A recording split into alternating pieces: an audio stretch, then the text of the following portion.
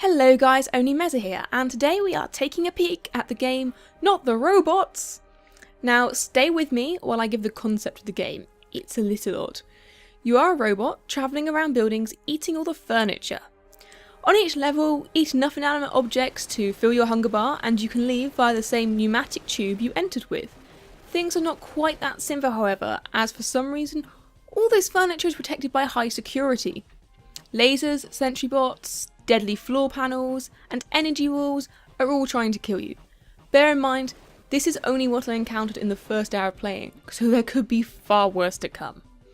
Although you can regain health by finding the obviously labelled boxes for it, you can die surprisingly quickly if you mess up. Your only protection from these things is the furniture you are meant to be consuming. Thus, the game requires both stealth and forethought. You have to assess whether or not to destroy your cover, depending on the enemies and the layout of the level. The levels themselves are randomly generated, although I believe the type of enemies present are predetermined. Lasers themselves can be pretty easily avoided. You can almost always follow their circular path right behind the beam without issue, and the yellow ones you can even crouch under. Some areas of the floor you do not want to be standing on when they light up, so plan to be able to move across large areas of these quickly. Sentry bots are a pain in the ass. These guys float around the level and if they see you, they will start shooting. They are pretty persistent too, or just lucky, as almost every time I ran away I could not hide. They seemed to know exactly where I went. There are a few different game modes: campaign, operations and challenges. Each run does have permadeath, so you lose all progress regarding how far you made it every time. However, there is a levelling up system. Each time you die you gain XP and this goes towards your overall level, which unlocks new items and rewards. More XP can be gained by doing extra things, like completing levels without taking any damage or clearing the whole floor of furniture. You do have item crates to help you out in your mission. These are the blue boxes, and yes, they too can be used as cover. You gobble them up, if you have a free slot, and can then activate them by left clicking. The abilities I saw were Dig, allowing you to break through walls; Invisibility, which you keep as long as you like but cannot move. This I found to be arguably the most useful.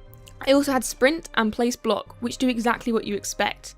You can find an extra slot so you can carry 2 power-ups, switch between them with E, and 1 up, which will res you on 25 health when you meet your inevitable doom.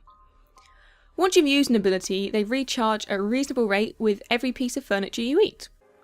Sometimes as you're rolling around, eating everything up, you'll come across a laptop.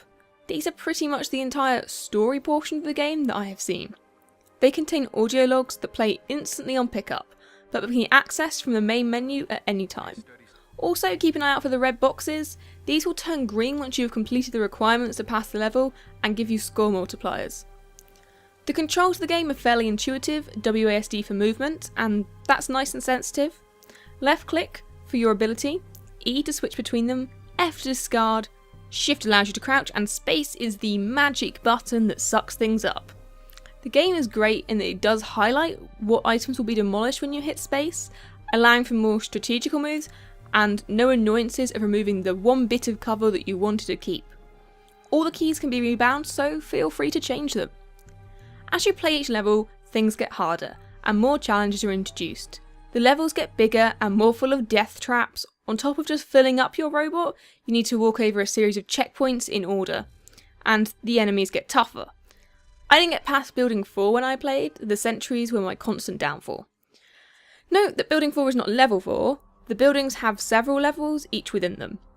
In this game you have to balance your greed and patience while remaining aware of all of the moving parts of your surroundings as you sneak around. Unfortunately, these are not my strong points. I also had a quick look at operations and challenges, which I unlocked as I progressed in the campaign and levelled up. Operations appeared to be small courses of multiple levels, not too different from campaign mode that I could see, just shorter and more structured. The challenges are unique maps. For instance, this is called The Floor is Lava, and this one makes use of the energy barriers. These are quite fun and good to take a break from the main game. One thing I did find frustrating was the wait time when spawning. You choose when to enter a level, but you can see it before you spawn.